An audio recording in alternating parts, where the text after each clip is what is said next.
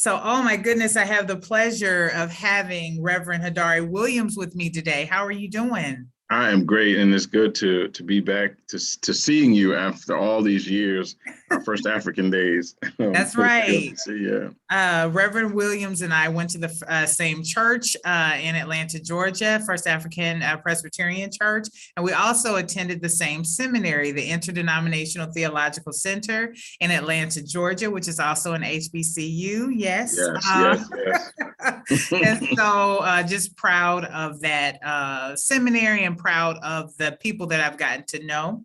And so, Reverend Williams, I just want to first start the conversation by saying, I know you know the importance of the Black church. We know the importance of the Black church historically and all the things that it's done as far as, social and civil rights, things of that nature. And so, over the years, people have said, well, the Black church is not relevant. And, it's not doing anything anymore for the community the way it used to be. And I know that that's not true. I'm a part of the church that's very active. I know that you're a part of the church and it's very active. And there's other Black churches around this country that are. So, this is Finance and Affirmation. So we're going to talk about some financial stuff. So I just first want to ask you, why a pastor? Why did you make that choice for your life? I made that choice very early on in my life as a young man growing up in church, experiencing pastors who were involved in the community, parents who were involved in the community through the church. I saw it as a conduit or a vessel for me to be able to exercise the God-given gifts that I thought, God had placed inside of me. There's a lot of what I do in the church that I could do outside of the church. But being that the church was, sort of the hub for the Black community, and one of the, established places where people were already together. It made achieving and doing a lot of the things that I desire to do in community easy. So, I felt the calling at a very early age of 12, and thank God for mentors and guides who didn't allow me to enter into that phase prematurely, but pushed me to prepare for ministry, to live life and understand that my calling may have been a calling to prepare. So I have, always desired to serve and work in the church. And, that has been in me since, as far as I can remember, about the age of 10 or 11. Wonderful. And so tell us the name of your church and where you're pastoring right now. Yeah, I'm currently pastoring the New Life Presbyterian Church here in the new city of South Fulton. The city started the same time I was installed as pastor. So it has been a great opportunity. We're situated on the south side on Old National Highway, and the church has been here some 30 plus years, founded by a group of elders and the pastor, Reverend Dr. Lonnie Oliver. Okay, yes, Dr. Oliver. He was my polity professor in seminary. So tell me then a little bit about many churches struggled during COVID, making sure that, they were able to stay afloat. And so as you think about, going through that time, were there any challenges that you all had financially, or were you in a good place to where, your church was able to survive through that pretty easily? We were able to maintain through COVID. Like many churches, of course, we saw a slip and a decline. When I first arrived here, there was a lot in terms of infrastructure that needed to be put in place. And I just thank God for the insight early on to start to incorporate some of those things. When I arrived here, the only way you could really give your offering was if you were in the building. And a group of folk would get after church and shuffle through the coins and dollars and put all that stuff together. But thanks be to God, we were pushing the congregation to get to at least 85 to 90% giving online. And because of that, we made, we were close to that number, but we were not, actually there. So we did lose some people in the process of going online, and some people, with the older congregation, some people didn't feel safe doing it. So it was a lot of coaching. So the loss of income we had was really people not feeling comfortable sending their offering in, and then just trying to find new ways to do that. So after we got kind of through that, we got to a place of stability. But again, there were other factors that affected us during COVID that were not related to COVID. It was just actually related to the age of the congregation. As we lost members, we lost that income and that revenue. So that was a challenge too. We lost some pretty strong contributors to the church during COVID, some COVID related and some not. Wow. Yeah. And I mean, a lot of people have had to go through that. And so just thinking about your time in the church and the financial decisions that churches have to make, whatever you feel comfortable sharing, how has that been for you, and how long have you been the pastor? I'm sorry, did you say that already? I celebrated 5 years Sunday before last. Yeah, so okay. I've been here 5 years. Prior to this, I was pastoring for almost over 10 years in New Jersey at the Elmwood United Presbyterian Church. Okay. So, there are a lot of lessons I have learned in these 15 years around church finances. And, I'm just, grateful that I was able to find resources to assist me in that. One thing I learned, Catherine, early on is that seminary did not prepare me for that aspect of ministry. So it required me, finding the tools myself, seeking out programs. And one of the programs that I, do applaud and push people to attend is Howard's executive leadership course for pastors.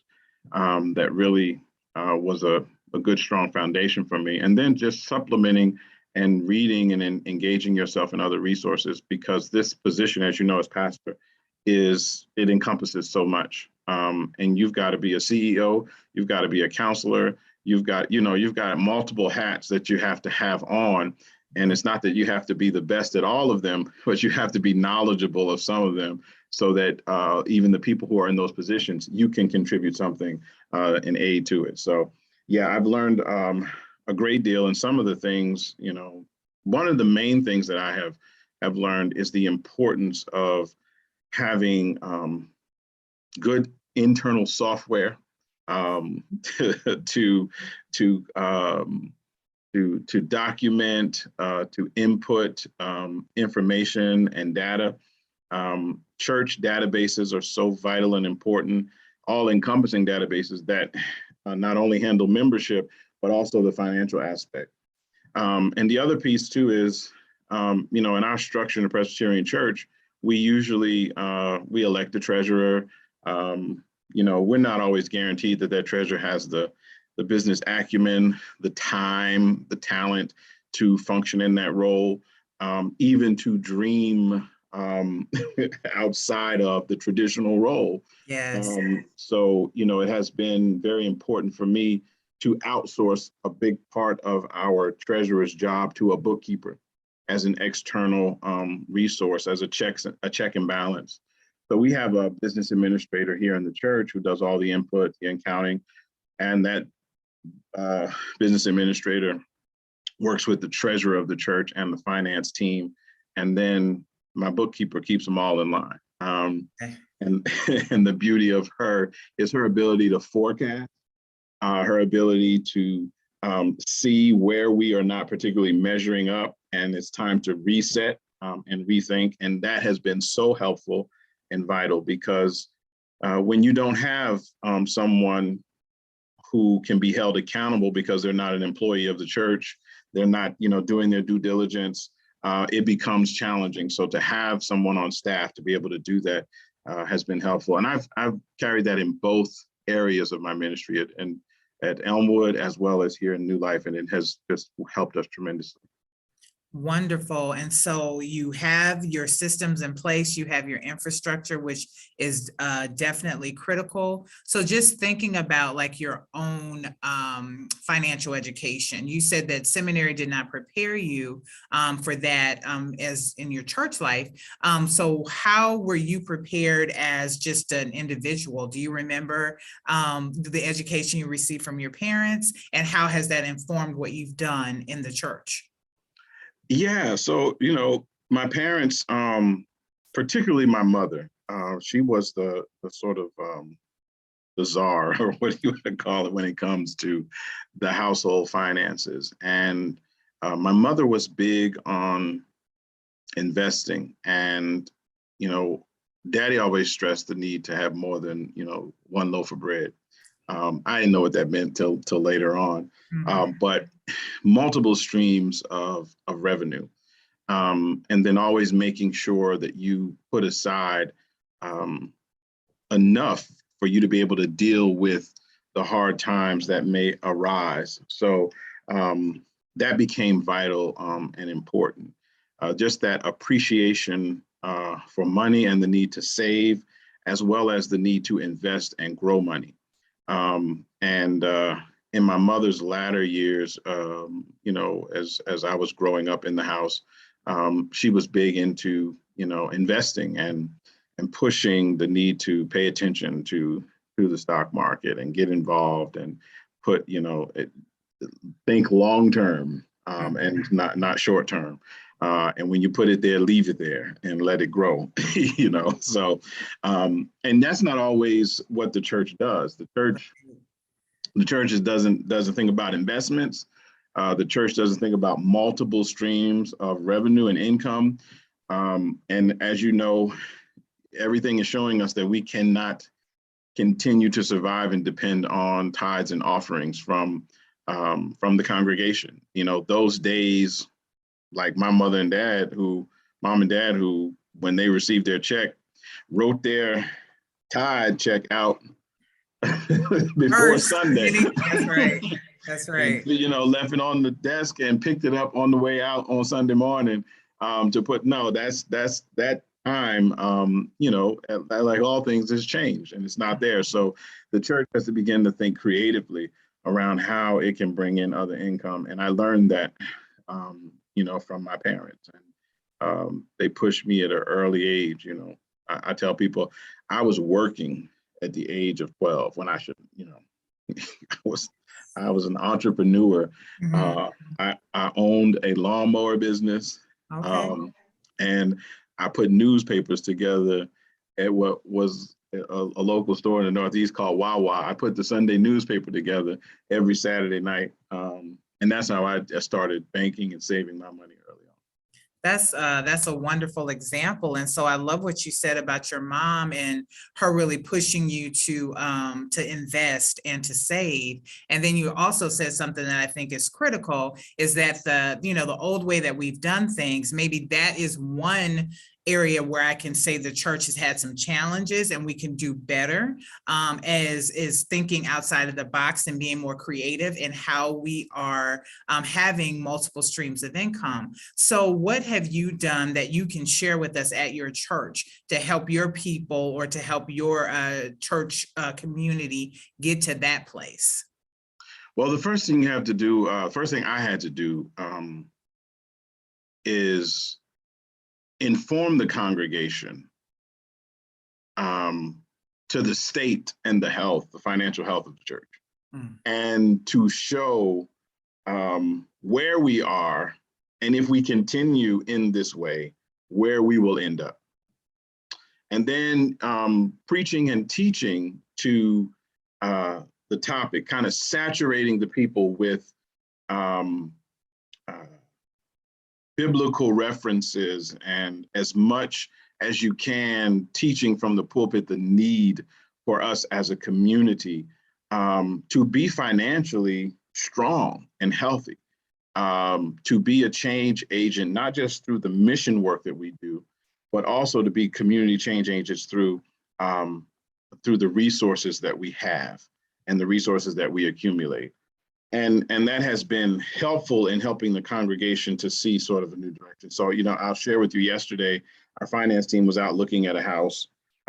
We've been looking at houses, purchasing houses, either purchasing houses to flip or either purchasing houses to own in this neighborhood and be able to have resources for people, a place for people to live, to become homeowners, or to be in a home. So we're thinking about rental properties, we're thinking about flips, and we're also exploring, other opportunities in terms of franchises that we may purchase in the area to generate, some income and also become an employer in this community.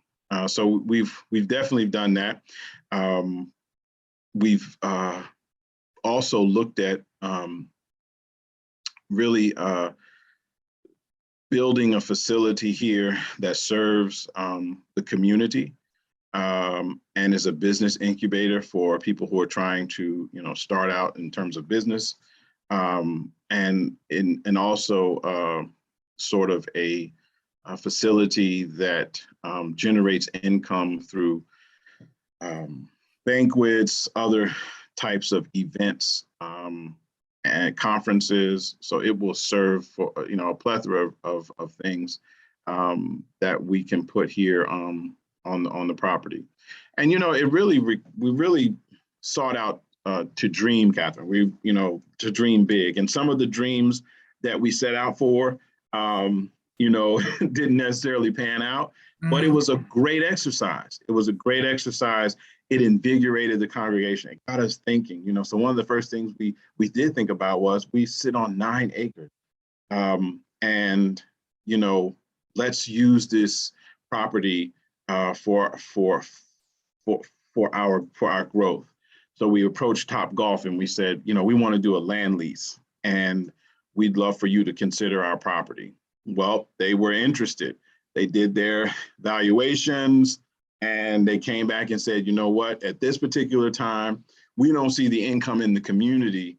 We don't think it's high enough for us to really invest at this moment, but you all will be definitely a consideration in the future. Now, that was an opportunity for us to enter into a ground lease over 50 years at almost $3 million a year. Wow. And what we could have done with that money for ministry would have been phenomenal. It didn't pan out, but again, it got the leadership thinking, we got that far, let's do something else, So those are some of the things that we tried to attempt to do. Wow, that's exciting. I'm sitting here like, I want to make sure that the people can hear you and not hear me over here like, yes. I love hearing stuff like that because it really is a reimagination of what the church is going to look like moving forward. And I love 50, what are we going to lay down? That's the whole premise of leaving something for your children's children.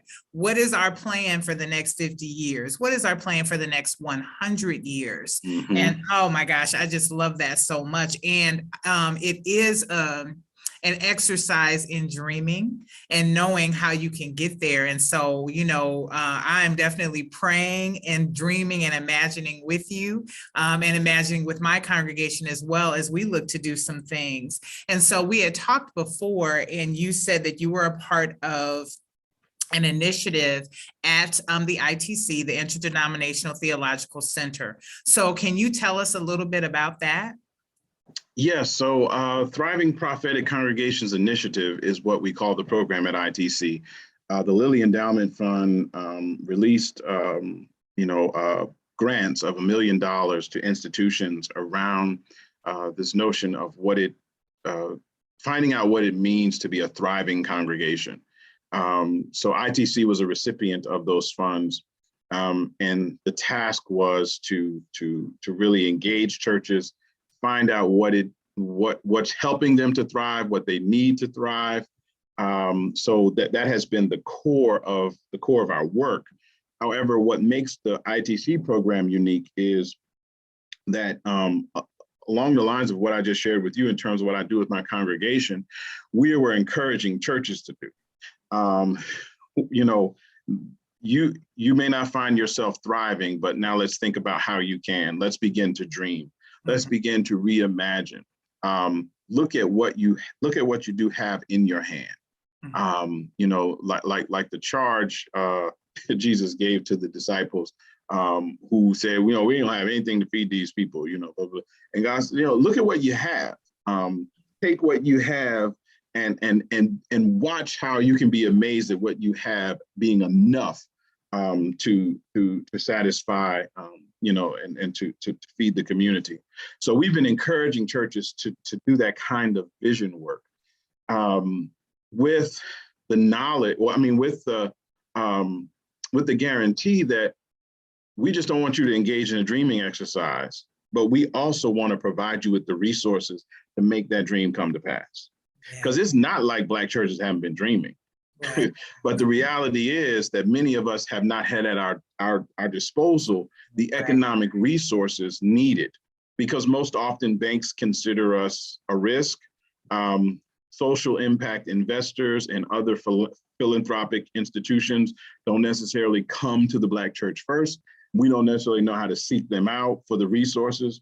So what we have done is we're marrying and connecting the Black church to these social impact investors, to these big bank lenders, as well as developers, and putting them in conversation around what the church's dream is, what these social impact investors are willing to support, and how it can be made possible. So we have added to our $1 million grant funding from Trinity Wall Street and Nonprofit Finance Fund that makes accessible to congregations up to $500,000 in pre-development funds for whatever it is that they may be considering. So we're taking these churches through a training process, because just as, you know, I knew my congregation had to be prepared for that kind of work, we know that congregations need to be prepared for this kind of work too. We want whatever we do to be sustainable. So creating the infrastructure, strengthening the congregational leadership, because this is a program driven by congregational leadership, not pastoral leadership, but equipping the congregation to let them to understand what change looks like, how to engage that change work. We partnered with MIT Collabs, which does a whole program on what it means to listen, to engage, to ask the deep questions about the institution itself. You know, using that iceberg model, that kind of what we see above the water is just a small, you know, example. So we dig deep into the church's history, its patterns of behavior, to begin to evaluate those things to prepare the church for what is to come and the leadership. So that has been a joy. We actually have a training seminar today where there's 16 members of that cohort, 16 churches that are part of that cohort in the Southeast, where the program is currently concentrated, who will be engaging around Theory U, which is the curriculum of MIT's Collab. And we're excited about that. Wow, that sounds exciting. And so right now you said it's in the Southeast. If there are any churches that are in the Southeast, are you looking at other churches in different cohorts? How are you looking to expand that, or are you looking to expand it? Well, we're looking to expand it. We're currently partnering with the Oikos Institute and Crossing Capital, which is another side of our partnership. And we have now just branched into the Washington, D.C. area. And we're developing a small cohort there. And the goal is to really move this around the country, to work with Black churches, particularly trying to target Black churches in urban areas or close to urban areas, or in areas that are being gentrified. because we recognize that there is taking place in this country a removal of those anchor institutions due to the changing economic landscape around us. And many of our congregations haven't been able to adapt. We haven't been able to survive in those ecosystems. So now we need to be able to provide them with the resources to maintain, and not just a physical footprint, but a footprint in that community long-term if they desire to do so. So we definitely want to take this around the country, and hopefully we'll continue to get the funding to do that. That is wonderful. So when you all are ready to come to Minnesota, just let me know. We will be the first. We will. We will be the first ones there. And so, gosh, like, I love talking about finances. I love talking about it, personally and business finances. So I can talk about this all day, but I know that your schedule is tight. So I want to move to something. So this is also affirmations. We all know that affirmations are important in our lives, right? To move us to the next step. And it's about our faith as well. And so one of the things that I know that you've done, this is outside of your church, but this just to me shows where that long-term building that you got from your parents is just instilled in you, and you're making sure that there are opportunities for the people to be whole and well. And so the affirmation piece, I think, fits well with what you're doing at the, is it Selah Resort? Yes. So can you talk to that a little bit?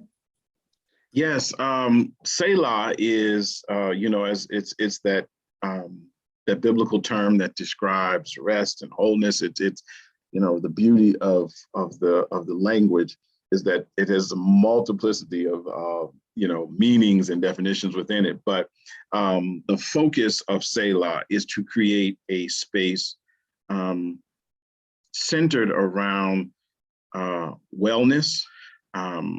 We really want to create an atmosphere where people of color, particularly African Americans, can come and receive the kind of spiritual, emotional, and psychological care in a safe space and rest. Learn what it means to rest and care for oneself, to engage in that kind of self-care. So then, not too far from the airport, is designed to do just that, be a space where people can retreat.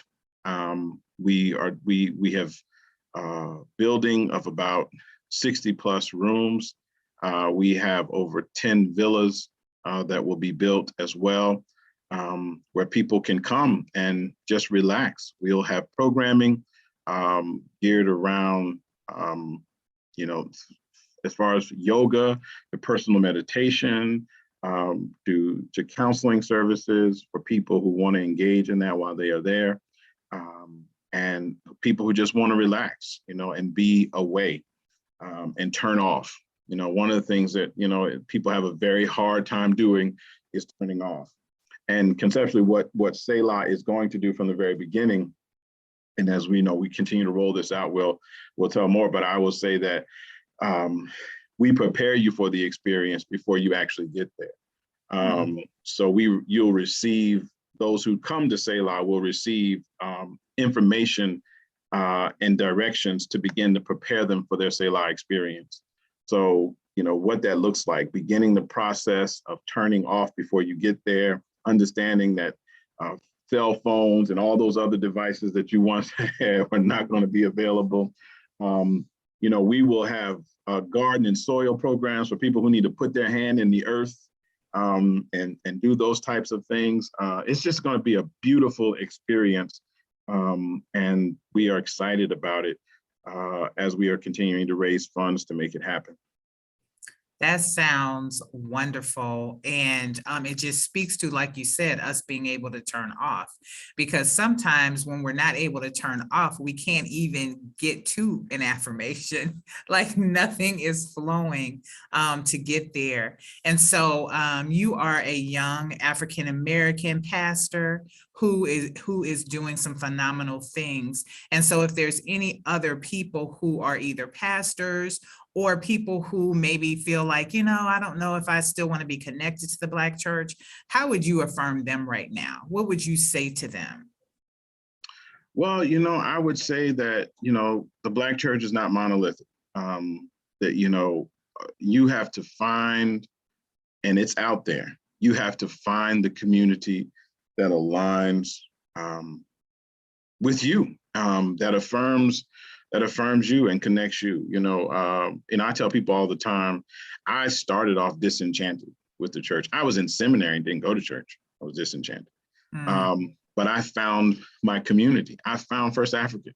I found a place that nurtured and prepared me for what I felt I needed to do in ministry, and that was there. And those things take time, but it is there. And I encourage people not to give up on the institution of the Black church.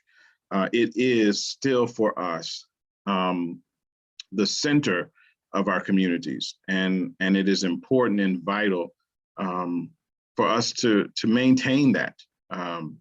Some people will say, "Oh, well, we don't need to," but I think sometimes we dispose of too much of what our ancestors labored for. And this, with all of its issues, has been for us a lifesaver. It has been a place of refuge. It has been our social service department. When we have nowhere else to go, we could find our ways to the church. And people now more than ever are needing that. Statistics are showing that, this generation feels so alone and so isolated, which tells me even more that the church, as we knew it, is needed. The church just needs to figure out how to establish that relationship and maintain it. And I think it's going to be maintained by connecting its missional identity, developing its missional and vocational identity, so that others can see that and be drawn into it. But I would encourage anyone who's pastoring or desiring to go into pastoring, there are still possibilities and much potential within the institution of the Black church. It just requires a fresh vision, an ability to be flexible, to reimagine what church looks like, and to be one who can survive the ebbs and flows and the changes that occur, in the life of the church, because it's not easy. But you've got to be, as a friend of mine used to say, blessed are the flexible, for they shall never be bent out of shape. You've got to move with it in that process. That is for sure. Well, I just want to thank you so much for your time, sending you continued blessings on all of your endeavors. You're doing some great things. And I look forward, hopefully, I know you're continuing to grow and to build. I look forward, hopefully, to speaking to you once everything has kind of, fully developed. And Yes, definitely. Well, thank you so much for this time, Catherine. It's always good to talk about and to hear yourself what you're doing. Sometimes you don't realize what you're doing until you talk about it. So thank you for it, and thank you for the work that you're doing in bringing this level of awareness to our communities around finances. Is so important, and the affirmations. So blessings to you and your work, and I look forward to future conversation. Thank you.